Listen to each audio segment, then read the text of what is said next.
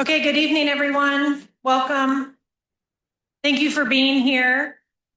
I realize the timing of this meeting is not ideal, especially for soccer fans. I did not realize that it was the USA game right now, but Mike let me know we're up 1-0. So if anybody's tracking the game and needs to shout out announcements if there's a score, please, I'm sure it will lighten the room. Oh, is anyone recording it and doesn't want to know if there's a score? Not ruin it for you. Yeah, well, I mean, we really wanted to get this meeting done as early in summer as possible because we knew the more we got into summer travel season, probably the harder it would be for people to attend. So we appreciate all of you coming here this evening. So I'm going to start with just introductions. My name is Molly Legault. I'm the city manager here in Scotts Valley. Tonight on our team, we have Jordan Taylor, who is an analyst with the city. We have Kirsten Powell, who is our city attorney. We have Taylor Bateman, who's the community development director. And we have Brian Frolick, who is our city planner, who is working on this project. So we'll all be assisting with the event this evening. I just want to talk a little bit about the purpose and format of this meeting. So this is not a formal meeting. The city council is not sitting up at the dais. You're not facing them. This really is just a community meeting because as we will talk more about tonight, this project will not come before the city council for consideration due to state laws, which we will talk a little bit about tonight. There are some more chairs on this side of the room for those of you who are coming in. So as I said, this is not a Brown Act meeting. This is not a formal meeting. There will be no decisions about the project tonight because of the state laws that are allowing this project to move forward, which we will talk about. We did invite the developer to this meeting and they declined to attend. We are recording this meeting tonight in order to send a recording of the meeting to the developer and hopefully they will watch it and hear the community's feedback, as well as just have a record of the input that the community provided on this project this evening. Due to that, we are using our sound system and we will be asking you if you have comments to go to the podium at the back of the room in order to use a microphone to record your comments. So tonight, Brian is going to share a presentation on the proposed project. You can see the first slide on the screen. And then we will have an opportunity for comments and for questions. So just to try to keep our evenings moving as smoothly as possible, what we're going to ask you to do is if you have questions of staff about the project, there are some green postcards on the table there. We're going to ask you to write your question down and then put it in the basket that's right at the front corner here in front of Brian. And then we'll look at those questions and figure out who's best to answer them so we can try to efficiently answer as many questions as possible. So if anybody wants to grab some postcards and start passing them around, that way people can have them if they have questions, that would be great. There's pens over there too if you don't have a pen. In addition, if you have comments, not questions, that you would like to make about what you hear tonight or about this project, we welcome those comments. As I mentioned, we will ask you to use the podium in the back of the room so that you can be heard on the recording of the meeting. And we will be timing comments and limiting them to 2 minutes just so that we can make sure everyone who wants to make a comment has a chance to do that. We also just added a sign-in sheet on just a notepad at that front table that if you want to receive email updates on this project, you can put your name and your email address on that yellow sheet, and then we'll add you to our interested parties list. So with that, we're going to go ahead and get started unless anyone has any logistical questions about what I just went over. Good. All right, so I'm going to turn it over to Brian to go through the presentation about the project. Thank you. Good evening. Welcome, everyone. It's a good turnout for our informational meeting. Again, Brian Frolick, I'm the project planner. I'll have some of my contact information in the slideshow for you. But I've been working on this since May 20th of last month. So the first 30-day first round review has been completed. So we understand the project kind of on a basic level. The goal of the presentation tonight is to certainly be transparent with the public, provide you with project information that we know. The developer is putting forward use of 3 state laws, so we'll talk a little bit about those and what's being proposed for the project relative to state law. And then a little bit of information about just affordable housing in general. So opening slide here, this is the applicant's artist rendering of the proposed project.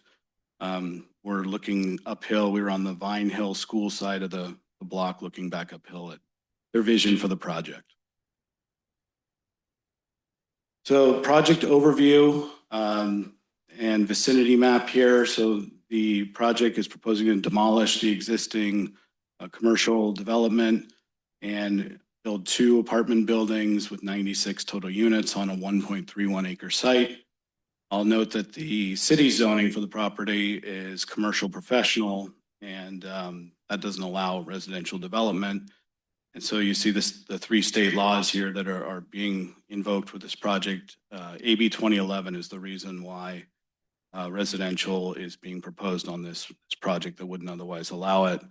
And then the other 2 state laws, SB 330 and the density bonus.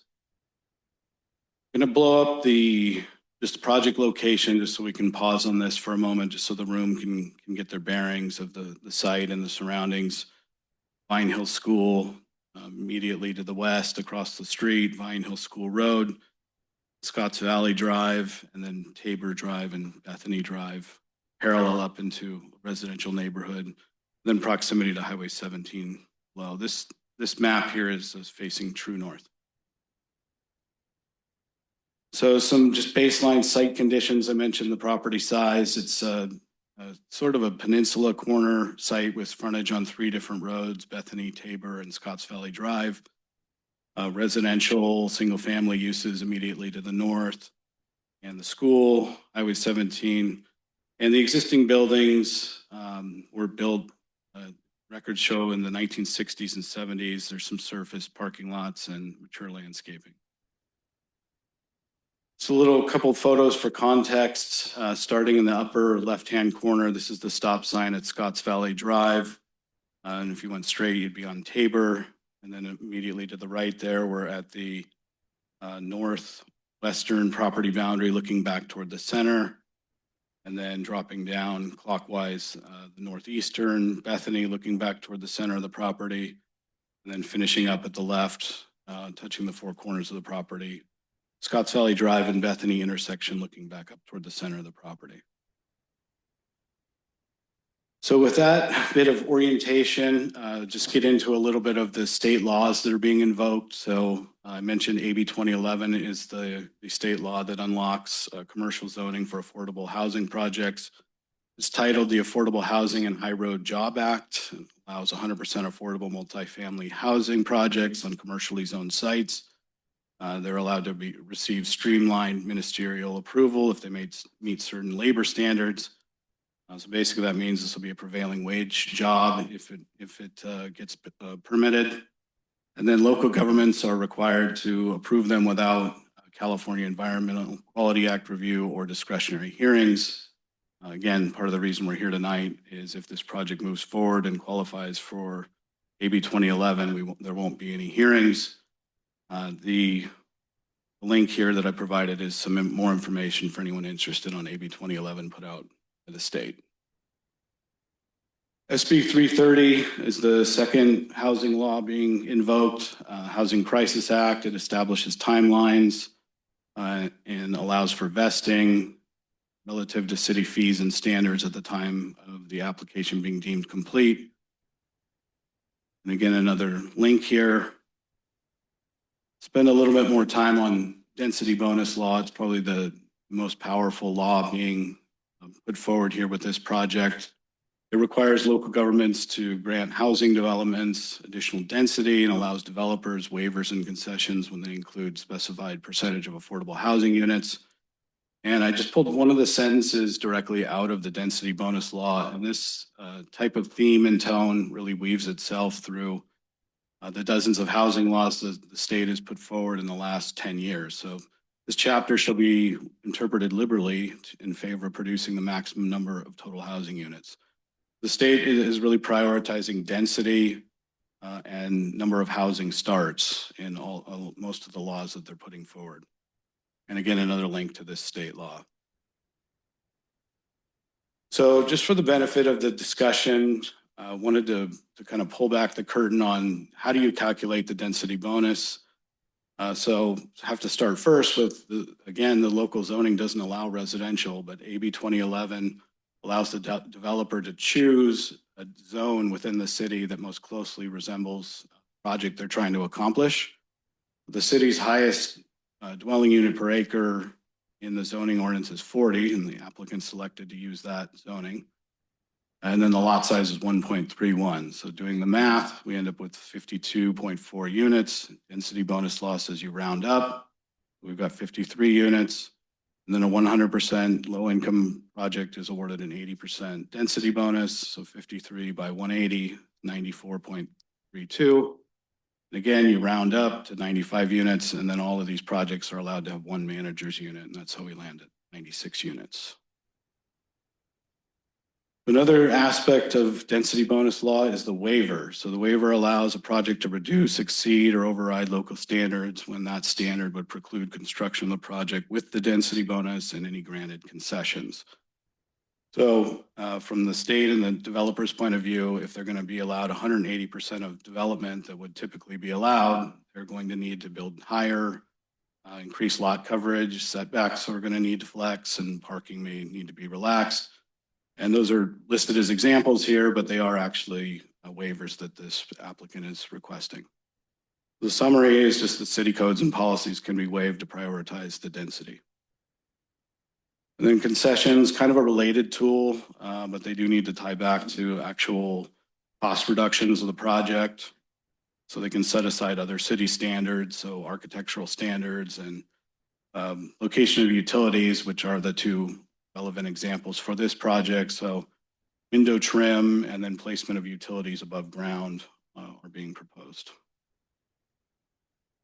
So getting back into kind of a tour of the project and reorienting ourselves toward the project site, I'm going to run through kind of a layered cake or building the lasagna of this floor plan, one level of it at a time, through the various floor plans.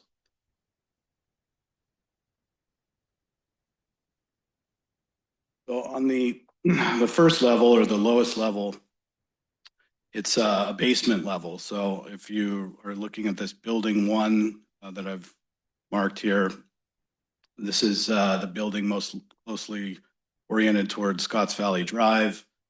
This is 5 units on a basement level. The interior wall here is basically a retaining wall, and then where it flattens out at sidewalk level, that's where the units would front on the street. So there's 5 units on this level. Going up one level, building 1 now is on the primary grade level of the proposed lot, and has 2 other units on the other side of the corridor. So there's 7 units on this level. I've marked the orange as a proposed playground in a courtyard between building 1 and building 2. Purple is an amenity space. So they've got a fitness center and a dog wash area, bicycle parking in there. And then building 2 is the 2-level podium. And so this is the lower level of the podium. This is where the parking for the project is proposed. And I'll note that there's no interior ramp. And so on this first level, the proposed access is to Bethany Drive. So the double arrow there is the ingress egress, and then the double-headed arrow, it would be accessing a trash enclosure. There's 7 units on this level and 55 parking spaces. Going up to the next level, very similar, except for the access is on Tabor Drive. So that driveway ingress egress is on the other side of the plan here. And we've got 7 more units, 55 parking spaces here. Going up a level, we've got 21 units because it's the first level of building 2's units. And there's a proposal for a courtyard in the middle of what I'll call a U-shaped building of building 2. And then level 4, building 1 tops out. This is the rooftop level. and building 2 has 14 units. And then I'll save us a few slides. So level 5 through 7 they all stack. So it's all 14 units each on level 5 through 7.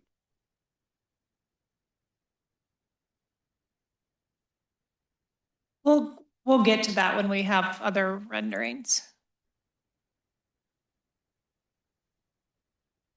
All right, so this is an elevation view. This is pretty close. So I provided some context photos earlier.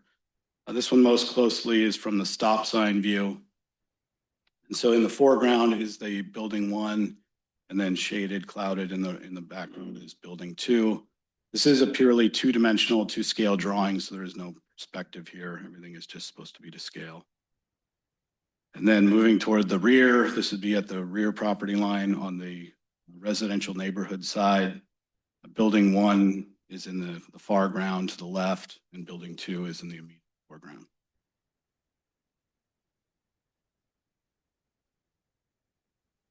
This is from the rear neighborhood. So this is a side elevation. This would be directly broadside from Bethany Drive.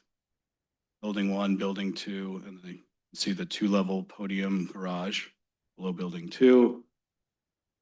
And jump to the other side. This is from Tabor.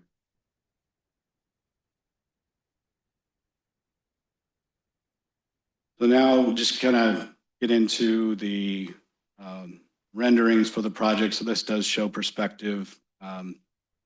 And the primary exterior material here is cement fiberboard, showing a couple of different textures. The main breaks in the architecture is just with different colors.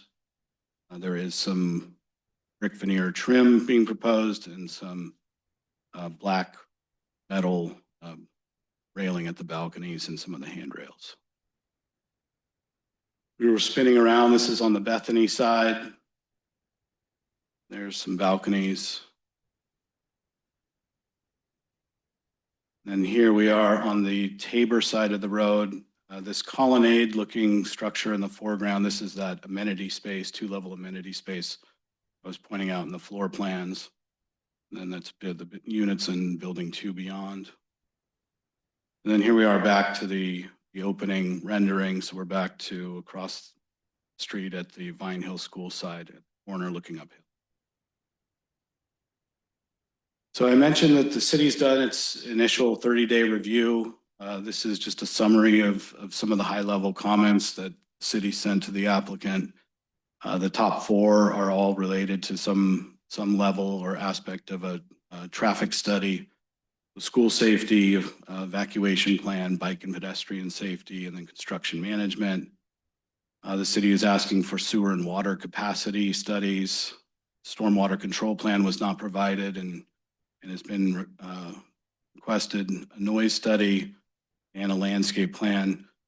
I'm going to have a link on the screen here in a few moments if you haven't seen the city's project webpage, but the entire letter that we sent the applicant is on there as well if you're interested in the detail. All right, so just kind of stepping out a little bit, some other topics that may be of interest, project costs. So the financing structure for these projects is mixed, but there's a lot of public funding in this project. In its application for Cal HFA financing is quoting a project amount of about $79 million, which pencils out to a unit cost of $826,000. And then I wanted to just offer, for the benefit of discussion, we use the term affordable housing. So I wanted to get a little more definition on what exactly that means. So the state's Housing and Community Development Department issues every year different income brackets to all the counties in California. It was just issued about 30 days ago. So in Santa Cruz County, the area median income, which is often the AMI abbreviation, 4-person household, 137,200. And this is kind of the baseline number that all of the affordability metrics are tiered off of. And then affordability units are deed restricted for 55 years. And then with the proposed project, they're proposing 73 units, low income, 11 very low, 11 extremely low, and then the manager's unit is not restricted. So getting into like, what does this look like on a monthly basis? What would be the cost of a qualifying household renting one of these rooms, one of these units, excuse me. And this is based on qualifying income of 30%. So a 2-bedroom unit, extremely low income, would rent for about $1,300, low income $2,700, and then the 3-bedroom units are on the screen. Just to give you a little context, these are estimates that will be helpful for our discussion. So next steps, so the ball is in the applicant's court. We've provided them with our 30-day completeness review. So it's their turn to respond to those items. And then once the project is complete, under AB 2011, the city must make a determination within 60 days. The determination means approve with conditions, or deny. And at this stage, there would be a more robust review of objectives, standards, and compliance. And then at the bottom of the page here, I just have a general announcement to avoid confusion. The city received an application for a use permit for a preschool at this location, and it'll probably be going to the Planning Commission in the next month or so. So if you receive a public notice, if you live within 300 feet of the site, just advise to read it carefully, because it may be for that project and not this one. I don't know the name of the preschool that's proposed.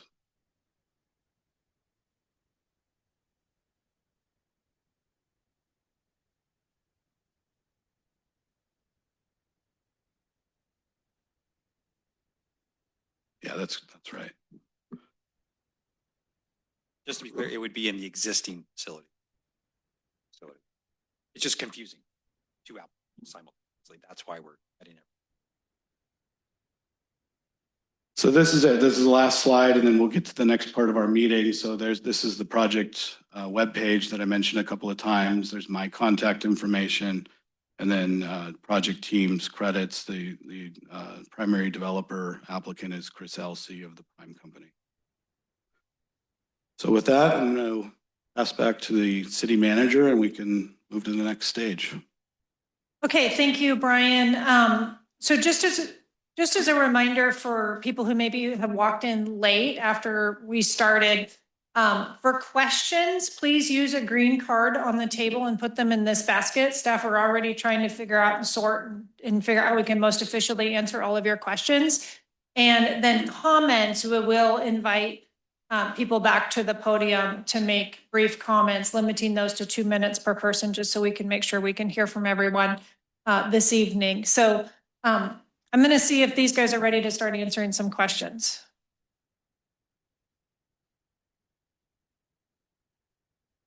Okay, they're still reviewing questions, so we're going to start with comments. So if anyone would like to make a comment on the project, please use the podium in the back of the room, and each person will have up to 2 minutes to make their comment. And there's a clock right over here to tell you where you're at in your 2 minutes. Thank you. Hey, thank you. My name is Mark. Thanks, Brian. That was very informative. Very well done. Couple of comments on this.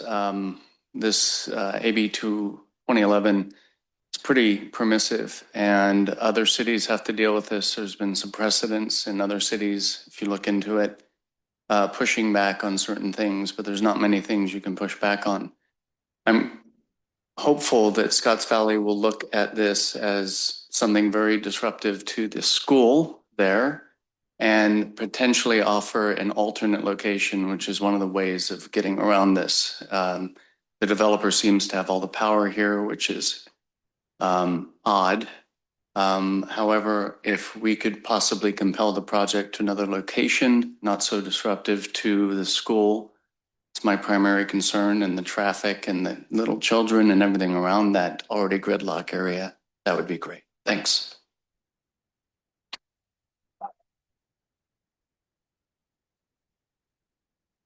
Good evening, fellow members of Scotts Valley. My name is Michael Hefner. I live very close to this proposed development. I am a medically retired, 100% disabled veteran.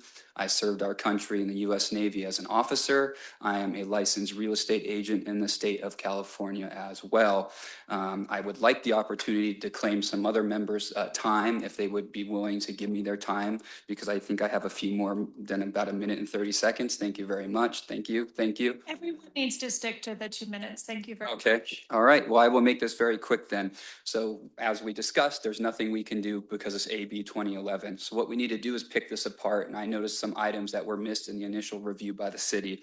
One of those being balconies are facing the road within 500 feet. There's a very clear California state law that does not allow balconies to be facing a freeway within 500 feet if that dwelling or unit of apartment buildings is within 500 feet. So that's one item that was overlooked that we need to address with the developer. They also need to use special filtration and HVAC filters. So we need to come up with every possible reason that this is wrong and pick it apart. There's step one. Step two, there's a 5-foot setback to properties behind it. Does that allow for safe egress if there was a fire or an emergency?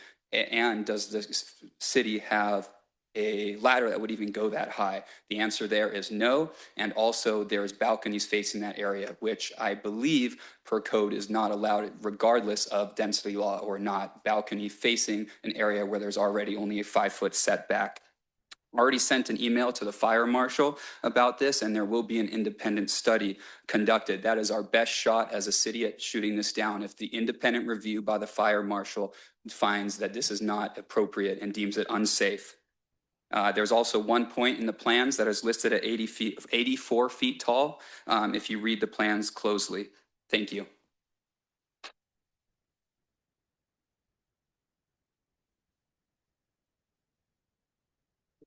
Hello, my name is Mercedes Malloy, and I'd like to say, personally, I'm a firm proponent of affordable housing and accessibility. However, I believe that we need to have consideration for current residents and understanding of the legal implications, which specifically, of course, is why we're all here regarding AB 2001. And because I've asked my questions and I'm not sure if they will be answered, I'm going to go ahead and read them this way anyways. So my first question is, how is the city verifying that the developer, the prime company, meets all of AB 2011's strict high road labor standards, including that legal mandate to utilize a skilled, trained, and prevailing wage construction workforce? My second question, has the city fully verified that 100% of the 1.31 acre parcel at 125 Bethany Drive strictly qualifies under the commercial office zoning footprint required to invoke AB 2011? My third question is, given the immediate proximity of this 96-unit development of Vine Hill Elementary School, what objective traffic and pedestrian safety mitigations will the city require to prevent conflict between construction vehicles, new residential traffic, and school drop-off zones? My final question, will a comprehensive objective traffic safety study be completed to evaluate the structural impact of the increased density on the Bethany Drive La Madrona intersection? So the purpose of my questions are, this is an informational meeting. Therefore, we'd like to seek and understand all information that we can personally glean due to the fact that this was all conducted via ministerial review. Therefore, we as a city, we didn't believe we would have a chance to even have public commentary. So I'd like to first of all, thank you for allowing us to have this time.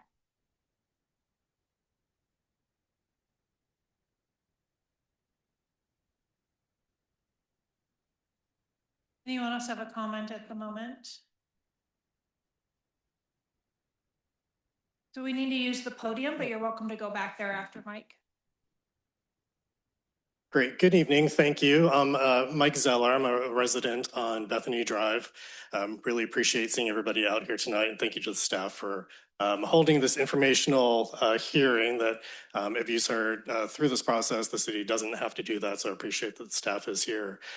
Just want to point out a couple things. I am disappointed that the developer wasn't here tonight to hear everybody's comments and questions on this. I'm glad that the city is going to provide the video to the developers, and I hope that they sincerely watch and hear what the residents in the community are saying. I hope that we can also pass along a message to them that any engagement that they can come and do to the community, there's still time to do that. I think that would be welcome.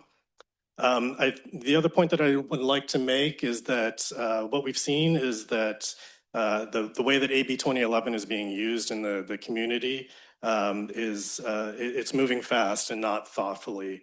And there's opportunities at the state level for the legislature, our representatives to be able to make changes to those laws. And I think it would be really helpful if everybody in this room are able to reach out to our representatives, in particular Gail Pellerin and Senator John Laird, let them know how this law is impacting the community and the effects that it's having, show that this is really a test case of how this law is actually being impacted on the ground. We have a city that has passed a housing element that has done everything that's right and is still being impacted by this one-size-fits-all legislation. So thank you.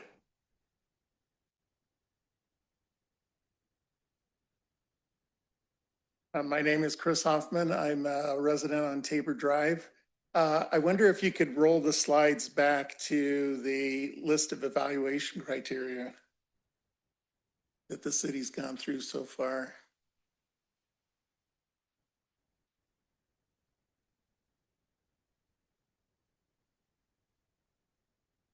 Yeah. I don't see on that list an evaluation of AB 20 specifically, and whether or not the provision AB 20 calls out that the definition of a commercial corridor.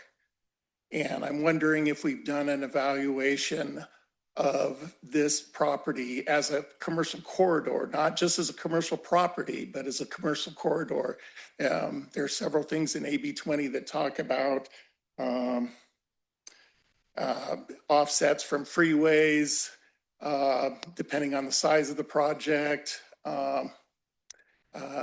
certain additional restrictions that come that could disqualify this. Looking, at AB 20, there's several things in there that I have questions like that would disqualify this. This proposal is not meeting AB 20 specifically. So, and I don't see that we've done a thorough evaluation of AB 20 and whether or not the project qualifies under that.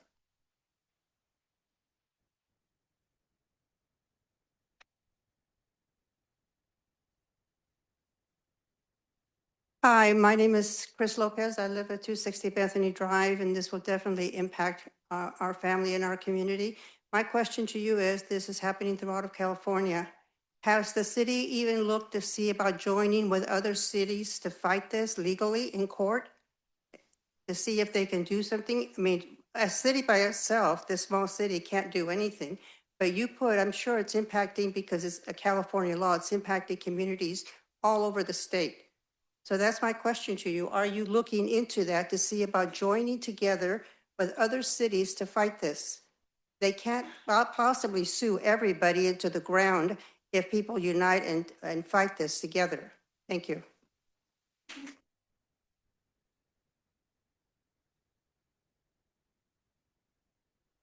Hi, my name is Renee Inlow, Scotts Valley resident. My main question is, obviously this development is concerning, but the impact on infrastructure, roads, water, sewer, et cetera, throughout the community. Is there a way to assess impact fees on these huge projects? Or does the state limit that? And how is the rest of the city of Scotts Valley supposed to make up for the huge impact of all these massive projects?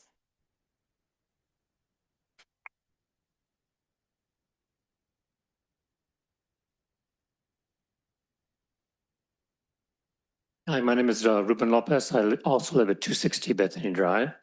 And one of my main questions is what on one of your slides prior, you indicated that city was going to waive some standards. Will you be able to provide those standards that the city is going to be waiving? Or is it state law that is puts you in a position that we are not allowed to do anything about the standard itself? Because it's state law as compared to what the city does or does not want. Thank you.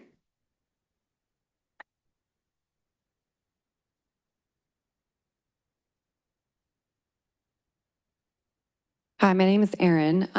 I used to live in Scotts Valley for 15 years. I just moved to Boulder Creek to care for my father, but I serve locally on the Santa Cruz Republican Central Committee, and I just learned about this development, and I'm concerned about it. So if any of you, I'm just wondering how we can serve and help. So feel free to reach out to us on our website, and we would love to learn and help, be a support. So thank you.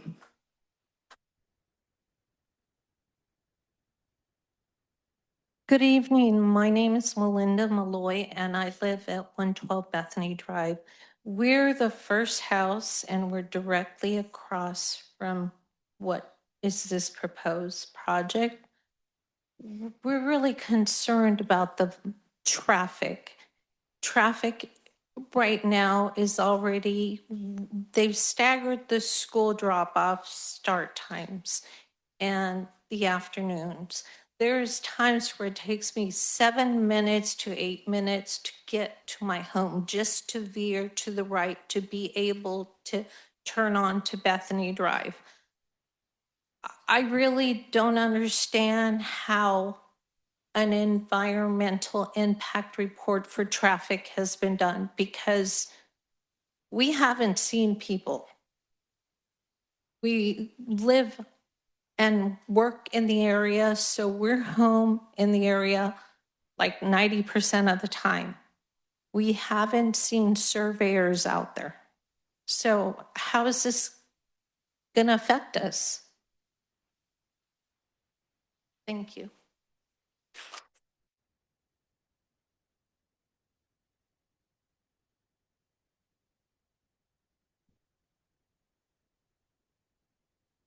Well, we're a Vine Hill School family, and we are really excited for my kids to finally be old enough to ride their bike to school.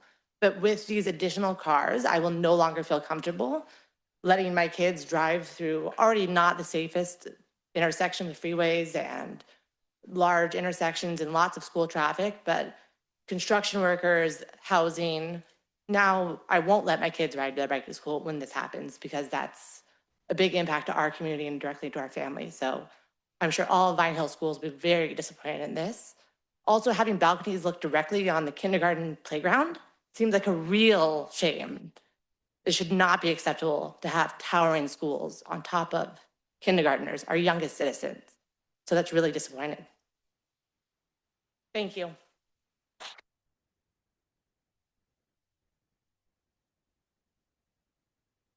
My name is Luann Hoffman. I'm a Tabor Drive resident, and I have deep concerns concerning the accessibility of that area, Tabor, and the related drives as it becomes ascending into the Santa Cruz Mountains.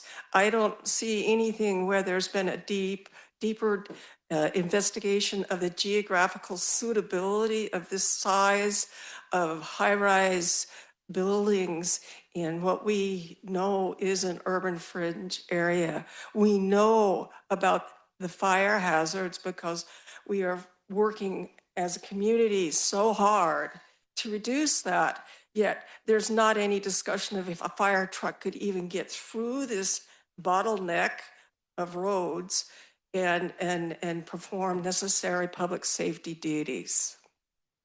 Thank you.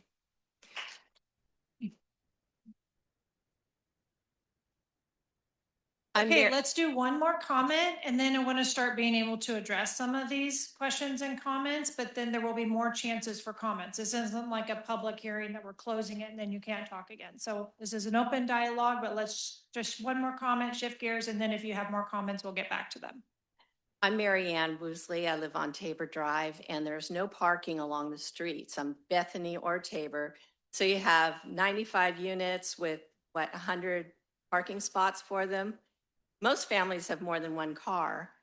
And where are these cars going to be parking? Gridlocking any evacuation, as like the fire or anything like that, when you have 3 neighborhoods all coming down to that point, where are these cars going to be blocking up and down Tabor and Bethany? That's a problem, but I don't want another level to add more parking.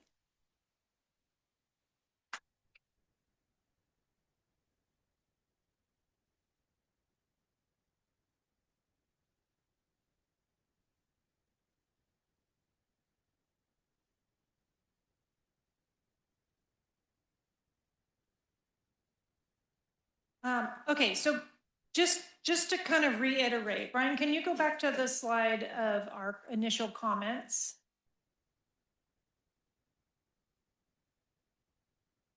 Okay, so the first 30-day review that the city has completed is only looking at whether the application is complete. So these are the things that we've identified we think need to be submitted in order for the application to be deemed complete. This is not a comprehensive review. So we've asked the developer for all of these things. They've pushed back on most of them, saying I'm not required to do that. So we're in a conversation and hopefully that they will agree to do some of these things. On another slide, it showed that this project is not required to do CEQA. And so when you ask, hey, we haven't seen people out doing a traffic study. Yeah, they haven't done that. And that's one of the things they're pushing back on even being required to do. We've asked for that traffic analysis, particularly around schools, particularly around evacuation planning, particularly around bicycle and pedestrian safety. It's to be determined whether they're actually going to follow through with what the city has requested there. And then if you go to the next step slide, Brian. So the next, as Brian indicated, the next steps is they resubmit and then we look at, okay, now is it complete? And then once it's determined to be complete, that 60-day review period is when we actually look at, okay, now is the project compliant with AB 2011? Now is the project compliant with city standards?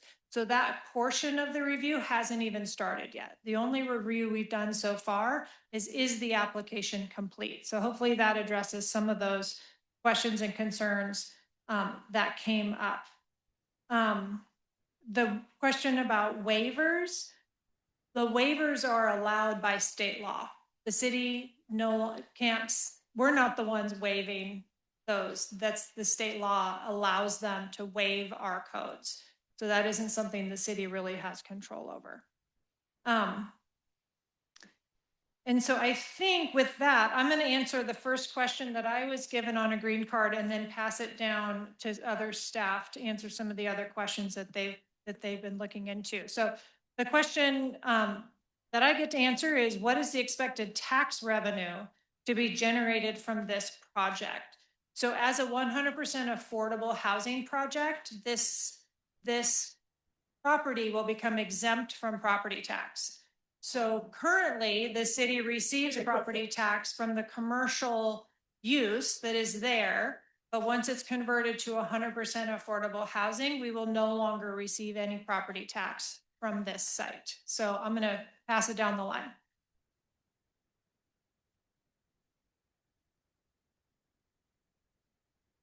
Okay, so one of the questions that we received is, are there any quantitative limits on how many times these laws can be invoked in a given jurisdiction? For example, is there anything precluding the same situation happening more times in Scotts Valley? No, there is not. So we currently, the project at 4575 Scotts Valley Drive is also an AB 2011 project, and there are no limits on how many projects. As long as they meet the criteria for an AB 2011 project, there are no limits on how many are allowed.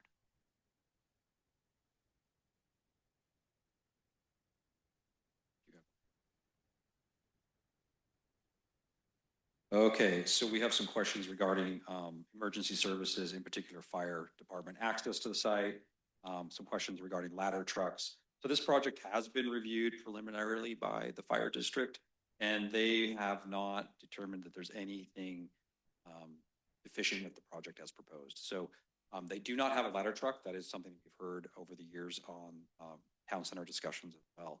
And the approach that they would take at this point is mutual aid. There are ladder trucks within the county that will come to service the site in the event of an emergency. So that's their approach at this point. Well, that's a good question. And the fire district, they feel as though that this is adequately covered with that arrangement. Yeah, I think it's Central Fire and even the city of Santa Cruz, all of those would be a part of that mutual aid response. And so that they've looked at it, they've done their preliminary review. Once we get a more complete application that Molly was talking about, they'll review it again. And of course, this building would meet all of the building code safety standards as well. So they can't waive those things as far as emergency access, egress from all of those kinds of things as well.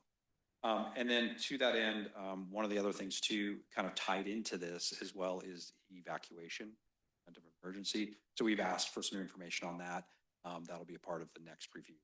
So that information will be forthcoming, hopefully, from the developer.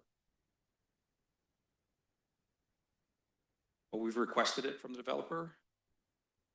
Yeah, we've requested it. So we'll see what the response is there. There's a lot of comments here. So I'm just going to see if there's fire.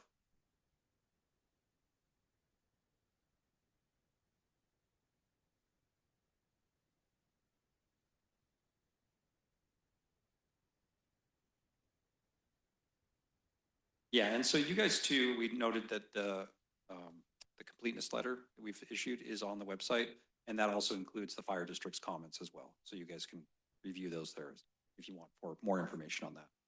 And as I said, and as Molly said, the review is ongoing. We'll have more information as it goes forward. Brian, parking questions?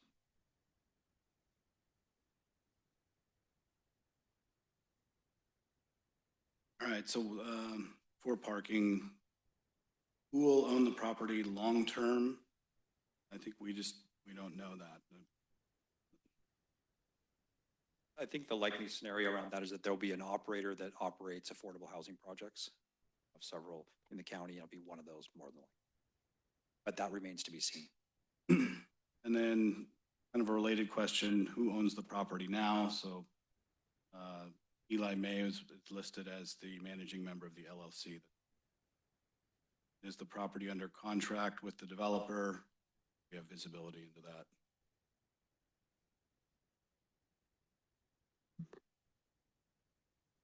So next question, how many total parking spots? If the number of the residents' cars exceeds the parking spaces, will the excess be allowed to park on nearby streets? So the total proposed parking currently is 110. And I think the answer to parking on streets is anybody with a registered vehicle can park on streets that aren't otherwise controlled. It's if you count it, it's 110. It's an error.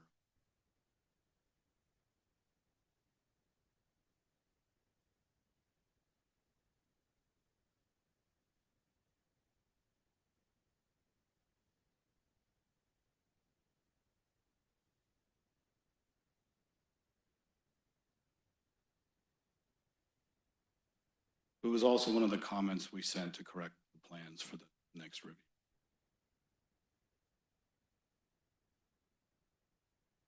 All right, next question is what assumptions were used to determine that 110 parking spaces are sufficient? Where will guests park and how will overflow be managed? So I'd say that parking, and we go back to that state priority, I mentioned the state's priority density over parking. Parking can be waived. The applicant can use concessions. So the state of parking is really a matter of the developer choosing what they think is marketable for their property.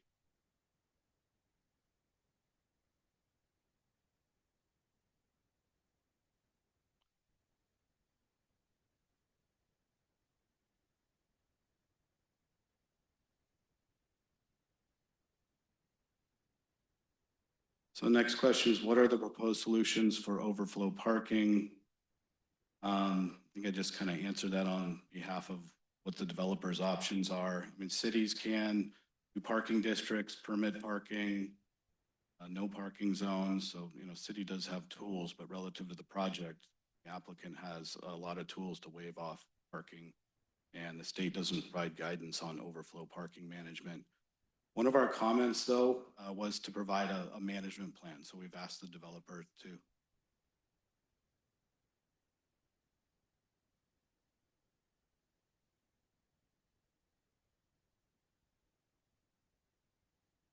Yeah, and I don't know if everybody heard that we have requested a parking management plan from the developer. We'll see where that leads to. Okay, I think Brian's done with his. Do you have? I'm going to ask everyone to use a microphone if they're speaking because we are recording this meeting. So what I would suggest is if you have a question or comment, write it down. Let us get through this and then we'll have more comments back at the podium. Thank you. So a question is, it is my understanding Santa Cruz City successfully negotiated a builder's remedy project at the clock tower downtown to reduce a 15 to 16-story building to half of that. The Scotts Valley City have ability to negotiate this to fewer floors and height. So builder's remedy is a different provision in state law that is applies to those cities that do not have a housing element that was certified by the state. And if the city did not meet the deadline for that certification, then developers could submit applications for basically anything. The city of Scotts Valley did get its housing element certified on time, and so we were not subject to builder's remedy. If the developer is willing, obviously we are willing to discuss with them some changes in the project.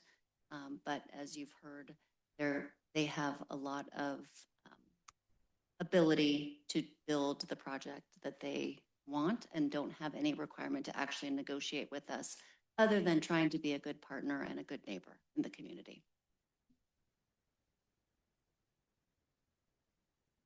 So I'll just piggyback on that. There were a couple of questions about who can we address our concerns about the size of this project, or who can we contact to address our concerns?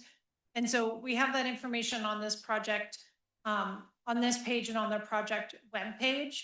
The Prime Company is not a local company. They're not based in California. They're based out of Kansas. But Eli May, the property owner, is local, and Todd Kramer, the project engineer, is also local. And so really the applicant team is who needs to hear these concerns. We have asked them about making the building shorter, and the initial response we got was they were not willing to have that discussion with us. But we do encourage residents to have their voices heard, and really, unfortunately, that's not the city's decision or the city council's decision. So appealing directly to the project team really could be your only option there. Although we are continuing to work through what we can as far as requesting these concerns be addressed.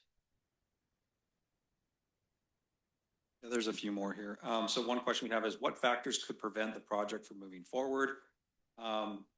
Realistically, it's probably financing or the developer deciding not to do it. Those would be the two major factors. How will any units be reserved for special populations built with universal design and disability access? So apartment project, I am not a building code expert, but this will be subject to the California Building Code, and there will be requirements for elevators, and I would assume every unit there would be accessible. However, some of the units might actually be designated as accessible themselves, so the interior finishes it. That remains to be seen as the project moves forward, but it will be subject to the California Building Code, which has provisions regarding those factors. Brian? Yeah, I've got one here. What are Scotts Valley specific objective design standards regarding maximum height, property line setbacks, privacy screening for adjacent parcels, and how exactly does this submittal comply? I would offer that a non-affordable housing project would have to comply with all of those things. So the city's objective design standards speak to all of those standards. In this case, the developer is asking for the waivers for just about all of these that are listed. So it's the state law ability to waive these standards is impacting the compliance with this project. As I mentioned, please use the microphone if you would like to speak so that we can record your comments for the record. It's a good question, and yeah. Yeah, the standard zoning for this site would be 35 feet. So I think we'll just do a couple more here, and then we'll go back to people who want to comment back at the podium. Okay. The last few that I have here, well, there's more than that, but deal with traffic. It's one of the things that we've requested. We've requested a traffic study from the engineer. We're looking at evacuation. We're looking at intersection level of service, safety concerns. We know there's a school next door. So we've asked for a traffic engineer to review the project. That's a pending request right now with the developer. We will hopefully have that at some point. We can share that with you all. So to this point, a traffic study has not been done at this point. That's why you haven't seen anybody out there doing it. I think that summarizes all of these traffic related right now. So one of the questions we received was about the commercial corridor. And under AB 2011, there are two different routes that developers can take. There's a route for 100% affordable project, and there's a route for a mixed income project. This project is 100% affordable, which does not have the same requirements for commercial corridor. So that is not one of the eligibility criteria for this specific project. It was for the 4575 project, but is not for the Bethany project.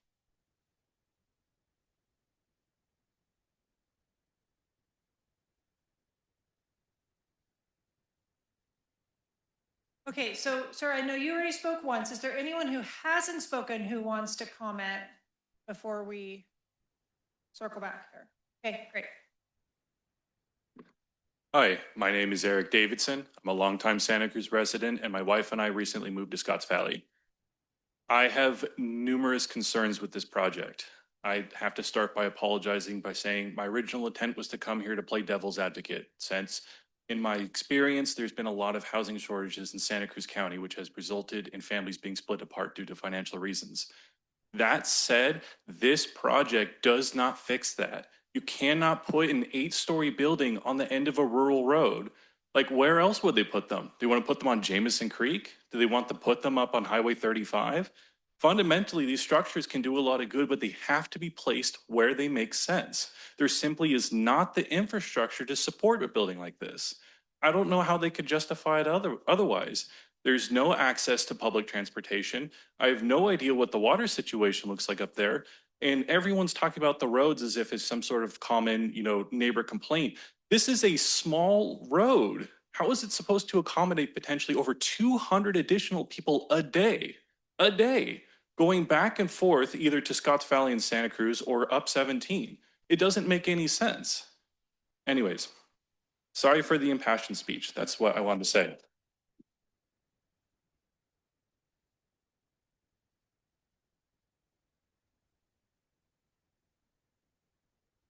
Hi, my name is Luke Thornley. I live 2 houses out from where this project is going to be. Just want to point out that we have pretty regular power outages on this street. And so, who's going to pay for upgrading the power lines, the transformers? Is the developer aware of that? There's a lot of concerns that I just want to talk directly to the developer about. If you do care about the environment at all, there's a small creek right across the street. Construction is going to have an impact. The additional people are going to have an impact. I saw the developer, I saw on your website, you say you're a Christian company. This is kind of giving Christians a bad name, myself as one. And so I want you to please listen with an open heart about what this community is saying. And I say, come down to the street, walk the neighborhood, then look at your renderings and, tell us if you think this is actually a good fit, if this is a good representation of your company, of your religion, of your personal beliefs, I'm not opposed to having a new development there, but it's got to fit the character of the neighborhood. So again, developers, come down, talk to us, knock on our doors, and we can help you propose a project that will be embraced by the community. This is not the way to be a good neighbor or to leave a good legacy. So I hope you actually watch this, because otherwise it's just going to be a stain on your reputation. That's unfortunate. All right, thank you. Just to, Chris Hoffman again, just to add to that, I would hope that it was 8 o'clock in the morning or 3 o'clock in the afternoon on a school day when they actually took into account what's happening in that neighborhood. Traffic is backed up, sometimes a quarter of a mile on Tabor or on Scotts Valley Drive. It's impossible to get out or in to Tabor or Bethany at that time. And as the comment was earlier, we're cut off from the rest of the city during those times when school goes into session or comes out, and or when the Glenwood actually does start on fire. The evacuation route, that there's a central bottleneck there that puts a whole section of our community at risk if we can't evacuate. And in the last fires, there were fire trucks and police officers going up and down our street trying to get us to all evacuate. Can't imagine trying to get another 100 cars, another 200 people out of that corner of the city. It'll be a sorry day for Scotts Valley if the fire returns to Glenwood. I still had time left from previously. I did forget to mention that I have been sideswiped backing out of my driveway, and you can check with Chief Walpole or whoever the police is. I was actually backing out of my driveway. It was right at when school was being dropped off. And I'm disabled, and that's really hard to be hit leaving your property backing up. So I thank you for your time.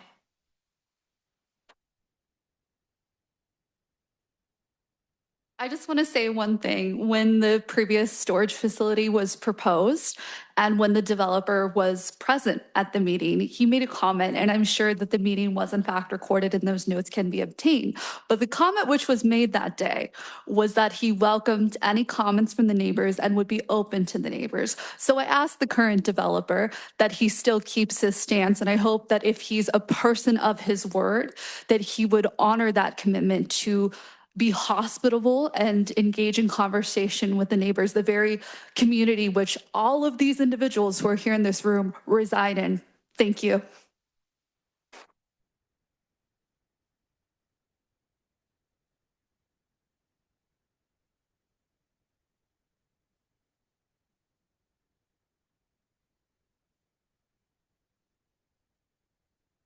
How's it going? My name's Chris Weaver. I live up on Tabor. I work on big commercial job sites pretty regularly. Things to consider during construction is it's going to be over 100 construction crews there. So where are they all going to park during the construction? They can't be there until the parking garage is erected. So that's going to take up tons of parking around the area and everywhere else, not to mention what that brings, pee bottles, garbage, everything in the area where kids are. You also got to think as they're pouring concrete, chipping concrete, grinding concrete, silica dust blowing over the Vine Hill School and the kids out there, as well as the lack of parking during softball season or any other sports at the parking area that they would probably use. other things to think about. They got to get the concrete up there somehow. So there's going to be pumper trucks blocking the street. There's going to be cranes blocking the area to put equipment up on the roof or everywhere else. And then that during the winter time, rain washing all the debris and everything from the construction site down the storm drains are something all to consider. Thank you.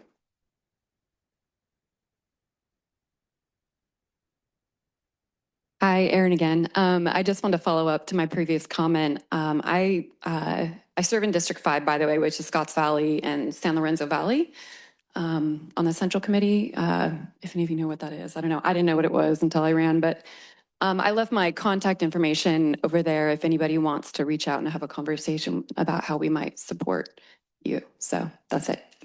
Thanks.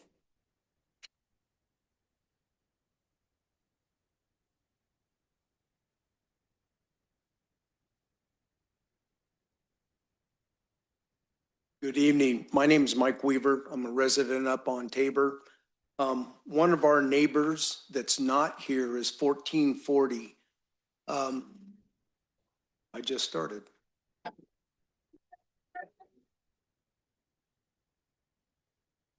Anyway, one of our neighbors is 1440 and they're not here. They have events for all of us neighbors. By the way, it's good to see all the neighbors. I'm sad that it takes something like this for all of us to get together. At any rate, when they have an event, which has been addressed in the past to this group, the people coming and going with their events, Fridays, some Friday evenings, Friday mornings, along with the children going to school, created some problems. It even created problems back at the intersection of Granite Creek, the overpass, and the freeway off-ramp, which snarled everything down past Scotts Valley Market just for those events. So you add that when they come and go to 1440 for their events, and when they leave, and then another 200 vehicles, it's just gonna, it's a disaster waiting to happen. So I'm sorry that 1440 isn't here. I just wanted to bring that up to give it an extra little curve with everything else that's being discussed. Thank you.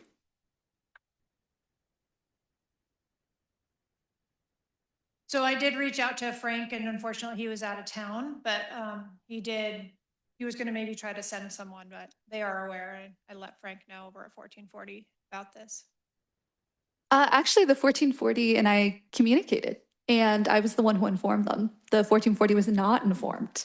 And I think that it was our responsibility as a community to be good and hospitable neighbors for the city of Scotts Valley, considering all the 1440 has done for us, to be notified. So this is the response the 1440 said. Good afternoon, Mercedes. Thank you for taking the time to reach out and sharing your thoughts. I appreciate you thinking of the 1440 and taking time to make sure that we were aware of what was being discussed. So in other words, they were not aware. They said, we truly value being a part of Scotts Valley community and deeply appreciate you and all the neighbors surrounding the community and that have supported the 1440 for the years.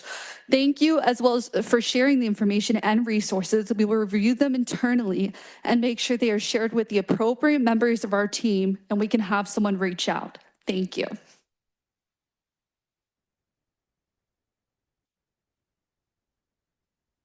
My concern is it to me astounding that in this whole presentation, there is no legal recourse for any one of us except to ask nicely. And apparently our city government has no legal recourse because this is a state initiative. And I want to know if the city is going to take a position against this with the state of California, how it's being implemented harshly and to the detriment of the citizens here.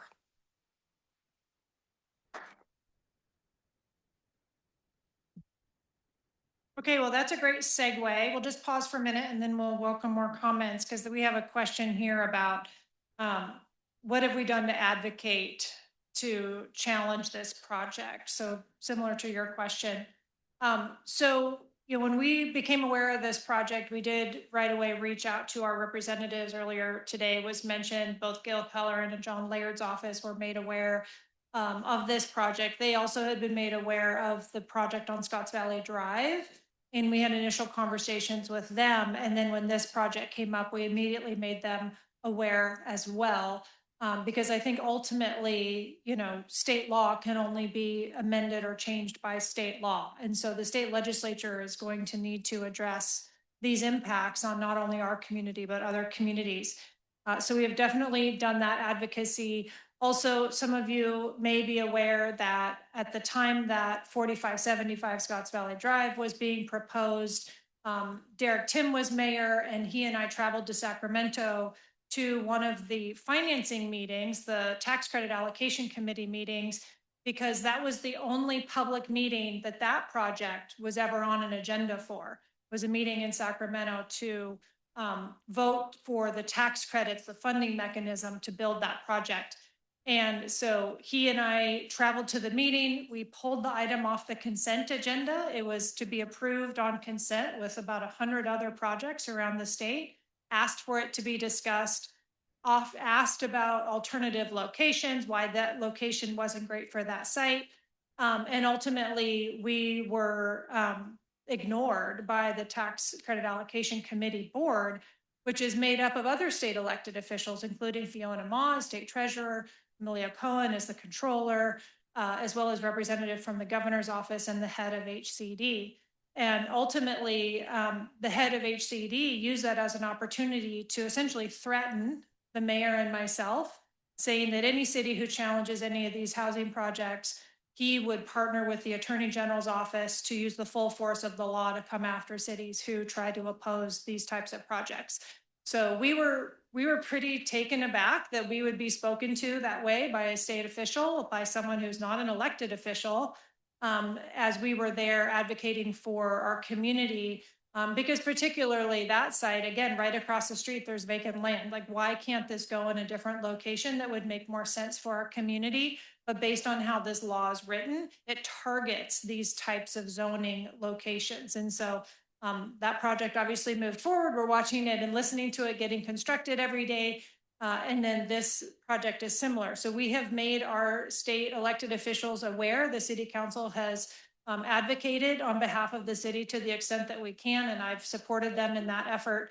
But it is really a state legislative fix that is going to have to find some balance in the pendulum of how these housing laws have been implemented in order to try to balance the need for affordable housing with the impacts on the communities that these projects are going into. So I just wanted to take a moment to address that since it also came up on a card. And then do you guys have other questions to address right now before we go back?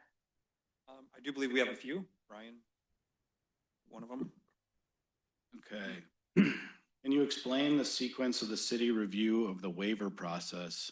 Does the city review have any authority to block the project? If not, why is there a city review? The developer needs to put in writing all of their requests for waivers, and that'll be reviewed in that 60-day review. And we talked about next steps. Certainly city authority is less than it was with these laws in play. City review is still going to be performed for building permits, and the city still has to sign off that the project complies with all the state laws they're proposing. Next question is, does the current plan have balconies overlooking Vine Hill School? So the plan does have balconies on that building number 2 on all sides. And I'll just add one thing too. This project is still evolving, so there could be design changes. We'll have some comments, then they may amend the project based on that. So TBD on some of that stuff. Next question is, it seems that the developer is hostile to the city as indicated by not showing up tonight, pushing back on city study requests. How can we stand together to resist this developer as citizens and as city government? I would just say, some of the comments that I've heard, my email is right here. So clearly some folks are looking into these state laws. I would be happy to look in certain aspects. If you think you see something that we need to look at, please email me. And I'll just add too, there's a lot of questions here. Some of them are overlapping, some are a little hard to ascertain. So hopefully you're getting some answers to your questions tonight. If we don't answer all your questions, Brian is completely available and happy to answer the questions as best as his ability is. So again, if we miss anything, please reach out to us and do the best we can. Okay, so I have a question is, does the current owner of the property have to sell this to this developer per state laws, or can he be compelled to sell to a different developer? Nobody's being compelled to sell this property. This is purely a decision made by the property owner. As you know, they had proposed a different project previously, and now this is the direction that they've decided to go into. Can you give us the contact information, address for the property owner? Earlier, you said the property owner was under contract with the developer. We do have that in the application, which is online. And if you can't find it, Brian can sure send it to you. Earlier, you said the property was under contract with the developer. Do you know the terms of that contract, contingencies that we might, as a citizens, bring to bear some pressure on the owner or the developer that those contingencies are not met? We don't know any details of the transaction at this point. Thank you. And I would just add, typically, we're not privy to that information. Sometimes we are when there is a tax credit application. We do have some information there, but typically in a development project, we're not involved in that part of it.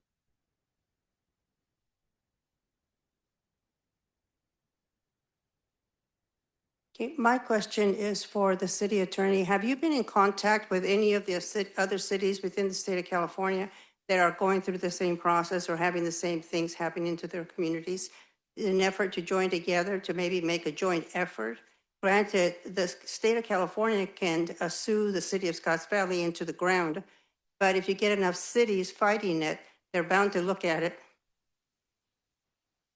And maybe at that point, you might have some ability to stop it. We'll go ahead and let everybody answer this round of, or do their comments. This was really about comments, and then we'll come back to staff for answering questions. So I can ask my question again, or do you have that question in mind? I have the question. Thank you. First of all, I want to say thank you for everyone for being here tonight. And I want to make it clear that I'm not at all trying to be hostile or come at any of the members sitting behind the bar up there. I think we're all somewhat aligned on our distaste for this project and at least like the lack of execution that has gone into it. So I just want to make that clear. But as a community, what we need to do is pick this apart, like I said before, from an avenue that will actually slow this down or cause enough of a heartache where the developer is going to pick a different place. You mentioned the 30-day reviews. So a question I would have is how many times can there be an issue found every 30 days? I mentioned the balconies, that was not brought up, right? Okay, so that's another issue. You are in violation of, I don't know the exact state law or building code, but they have balconies facing a freeway within 500 feet. I didn't see any mention of special HEPA filters, that sort of thing. We can go over and over and over with iterations and iterations. Another one is trees. I just cut down a tree on my property, and I was required to spend hundreds and hundreds of dollars to mail letters out to my neighbors, had to get an application approved with the city to do so, even though this oak tree was actually leaning over my kitchen area and posed what I thought was a threat to life if it fell. During the process, there are tagged trees on this property. So I didn't see any mention of these tagged trees in the permit process and what that would look like, because there's going to be the cutting down of, what I would consider trees that would fall under this permitting rule for the city of Scotts Valley. And I didn't see any specific waiver requested. I read every single document, every single page, right? And I'm not a lawyer, made that very clear earlier, but I did not see a single waiver for any of the permits for cutting down trees. So that would be another, hey, there's no permit for trees, there's no waiver for trees, boom, 30-day review. Just keep pushing this thing out. And I wanted to see how many times a city can go back. So one of my questions, you don't have to answer it right this second, but how many times can we do that 30-day review process? Is there a limit? Is there a max to that? Can we keep finding something wrong?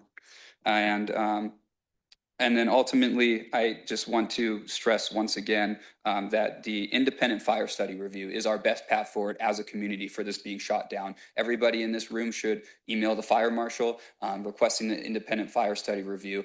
There is a fire access road directly behind the school that if gets blocked on Tabor Drive, very tight parking. Baseball players during baseball season can hardly drive out of there with their cars. It's a small road, and there's going to be blocking of that. So Okay, the thank independent you. fire review is our #1 shot as a community at getting this shut down.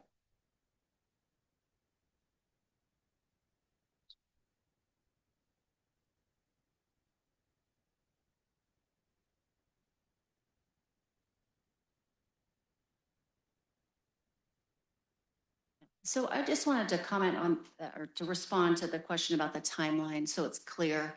Um, what we're currently in, and I know we've said this, but it's worth repeating. We're in the completeness stage of the application. So what staff is doing is determining whether or not they have submitted everything that is required for us to process this application. So that's why we've asked for the specific studies that we had listed. There's other inconsistencies that they've been asked to clarify. All of that is what they're currently working on. Once that is done, they will resubmit, and we will then have 30 days to determine if it's complete again. If it isn't, we will send them another notice, and we will then have they will submit, and we'll have another 30 days. So that can continue as long as they don't provide us with the information that we requested, or as quickly as they provide us with what we've asked for. So we're currently at that stage. Once that's completed, we then move on to the compatibility and the eligibility stage. So it's at that point that we look at the whether or not it complies with the requirements for AB 2011, and then whether or not it meets our design standards. So once the application is complete, we have 60 days to get back to them to let them know if they're eligible and what objective design standards they don't meet. And then it's up to them to resubmit and meet the requirements.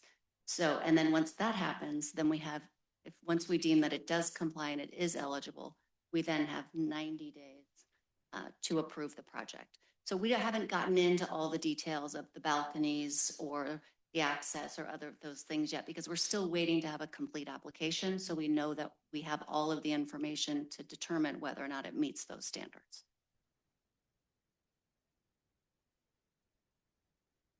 Could have been that fast, yes. But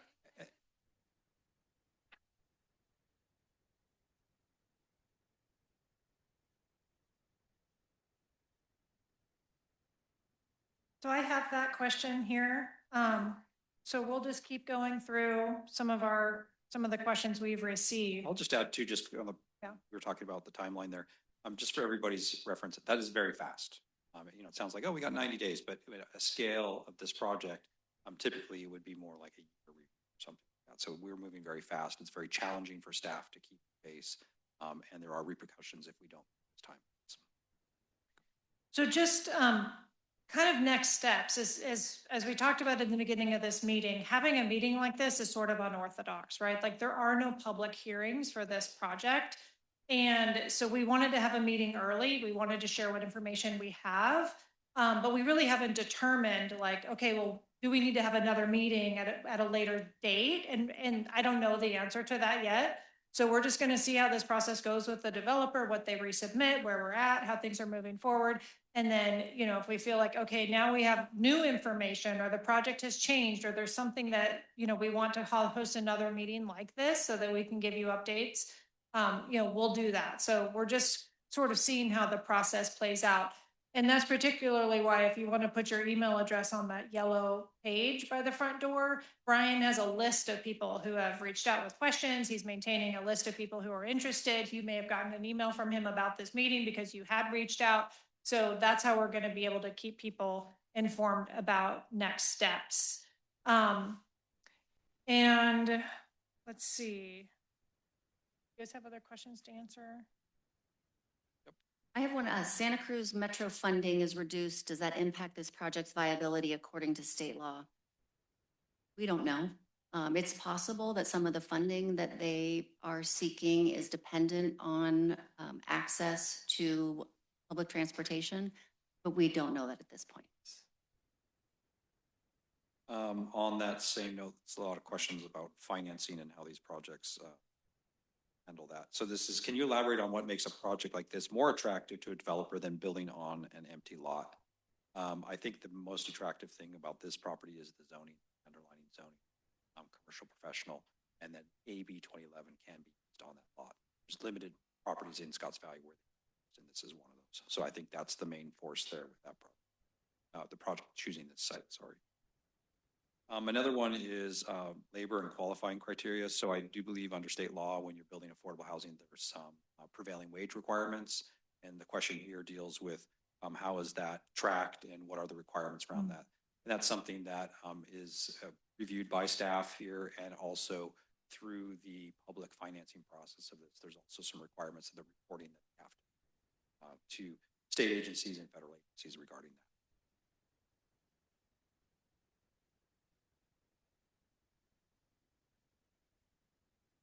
There are none, but doesn't mean there won't be one tomorrow. I had another question about some of the financing. And, you know, obviously the rents that we showed you aren't going to cover the 800,000 plus per unit cost to build these units. And that's why these projects go after so much tax credit and state funding. So the tax credit program and grants and funding through tax dollar programs is what makes these projects pencil. And so the developer, you know, has a pretty low amount of equity in the project, and then the balance of the cost is funded through tax dollars. We have a couple more. So we've got a question regarding trees and arborist. Yeah, so there was a comment about trees and tree removal. So we asked for a landscape plan and arborist plans. None of that information was provided. So those were listed as completeness items. City, of course, has standards on replanting for removed trees. And so it's an incomplete item. So those would be identified in the arborist report. It wasn't.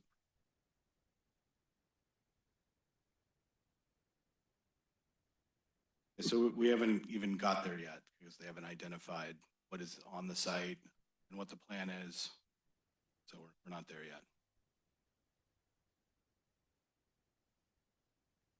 So the question was asked about what I, as the city attorney, am doing, and am I working with other city attorneys in the state? And absolutely yes.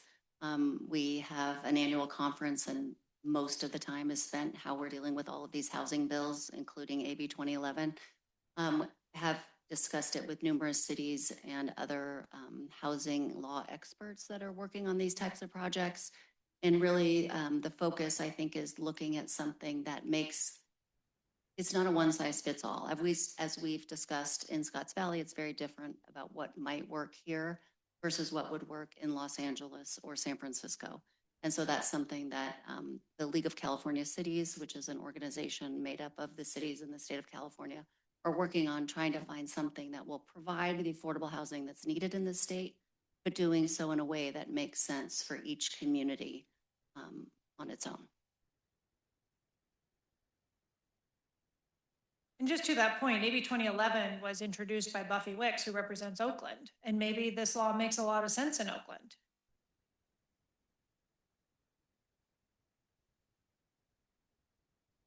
Now, AB 2011, one of the qualifiers is that the property be zoned commercial professional. My question is, what can the city do to change that zoning so it doesn't qualify? There's nothing we can do now. Also, there are other commercial zones that would also allow AB 2011, but probably more importantly, if we tried to make the change, the Department of Housing and Community Development would come to the city and demand some explanation of why we were trying to stop housing projects. And I think furthermore too, AB 2011 is just one of the housing. There are other laws that they employ to achieve similar goals. So.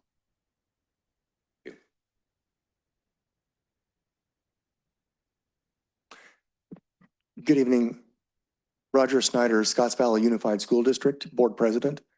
I'm not here to represent the board at this time, but I'm simply stating my position for the recording as an individual. First, I want to thank the city manager, City Manager Lagoa, and all of you for coming out tonight and doing this voluntary meeting and providing us with a lot of information and answering our questions. I invite the developer to engage with us because I have serious concerns from what I've heard tonight about student safety, about traffic impact, about student privacy. I cannot believe we are going to have balconies overlooking our kindergarten students. I cannot imagine 200 residents and over 100 cars at that intersection at 7:30 and 8 a.m. on a school day. This has got to have some sanity.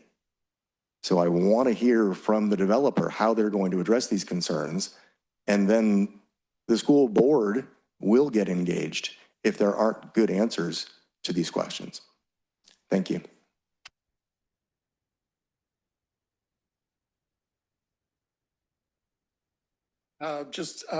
Chris Hoffman again. The idea of rezoning that property makes absolute sense. Knowing that we know about, we're on a fringe of a very highly eruptive fire area. We and all the parking and traffic problems that we have. It doesn't, even though it does have a commercial designation right now, it should not. It should not, knowing that we know about the development and the neighborhood area. And I would strongly urge that we take the action to redistrict that property and make it non-commercial, make it residential. That's in line with the neighborhood at this point. And if the state wants to sue us, it's money well spent to defend against that.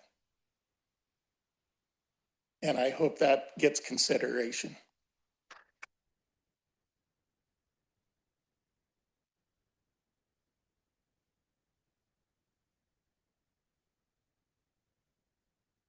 Okay, so we'll bring it back up here, and then I think we're gonna start to wrap up for this evening.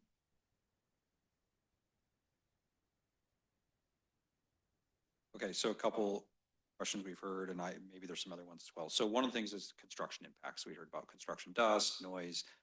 Those are very real things, especially with a school nearby. So the project would be required to our kind of standard best practices regarding dust mitigation. So a whole host of conditions that we would put on the project. There would also be probably some permitting by the Air Pollution Control District. So they would also review that additionally. So that kind of comes later in the project, but there are our standard conditions that we would put on that project as well.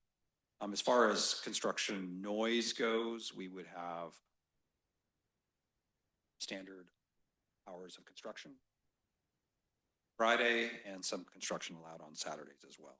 So we would be required to adhere to those as well. I think it's 8 to about 6 p.m. Monday through Friday, something like that.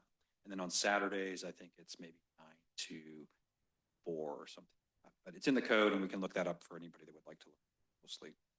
And then as far as construction noise goes, there would be some impacts with that. We would hope to work with the developer to minimize those impacts. Construction traffic was also something that came up. There would probably be, a conversation around how to avoid those peak times with deliveries of materials if it gets to that. So some of that is dialogue with the developer, and some of that would be some rules and regulations. There was the financing. No, it was a development impact fee question. Developer fees. My understanding is, and I'm checking with Brian earlier, I do believe that this is subject to our development impact fee requirements, which could help offset some of the impacts with the project.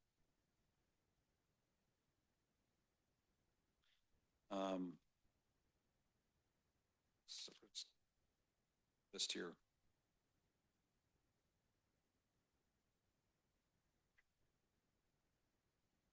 I think the big thing is that there's, more information coming from the developer, and we'll be reviewing that, and we'll make it available to folks online. So you can reach out to Brian along the way. You always our website for information as well. I'm sure Molly has some thoughts around that as well. Yeah, Brian, can you put that last slide back up? So this is where you can get to the project page. You can also just go to the planning department, current projects, and I think it's the top one on the list. So that's where we'll keep updating with more information that becomes available. We'll make sure the contact information for the applicant team is there. And, we did get a question about, as citizens, what can we do to stand together on this project? And, I think it's great that everyone came here tonight so we could hear each other's questions and concerns. A lot of what you shared are concerns we've discussed internally already, which is part of why we, in the incompleteness letter asked for those additional reports to address some of those issues, particularly around fire, emergency evacuation, school traffic, and those sorts of things. So, I think we have a lot of the same concerns that we heard tonight, but it's always really helpful to hear from all of you, particularly who live so close to this project site. So, and again, I think also reaching out to our local elected officials, Gail Pellerin and John Laird, are important for them to hear and understand the impacts of this on our community. So I want to give Kelly Weaver the last comment back there. And that was we'll exactly my wrap it up. question. Should we, as individuals, send our own letters, or do you recommend doing a blanket letter with petition signatures, or what's going to be most effective to try to communicate with them in the best way? I mean, honestly, I think hearing people's individual personal stories is always more impactful than some sort of form letter. I think, when you read the same thing over and over again, I mean, we get those, city council gets those, it's like, okay, that's the same one again. But when people share their story about, they're scared to let their kids ride their bikes to school, or they have this specific concern about how it will impact them as a neighbor nearby, I think that, personally, I think that that's more impactful. And on the site, does it have their contact information so we can kind of direct people to your site?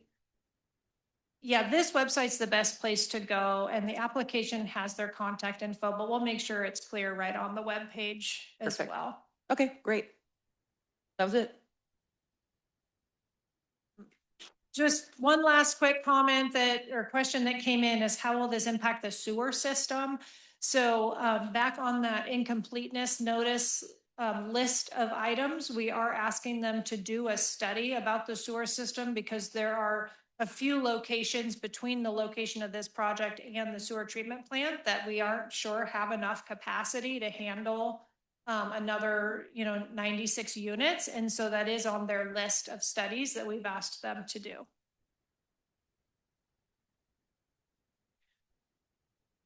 Okay, so with that, really, we just want to thank everyone for coming out tonight. We will try to keep you informed. Stay tuned to this website. If you don't get the city's newsletter, sign up for the newsletter, because we do put out, notices about events like this and updates to projects through our city newsletter. And please reach out to Brian with any further questions, and he'll point you in the right direction. So thank you so much.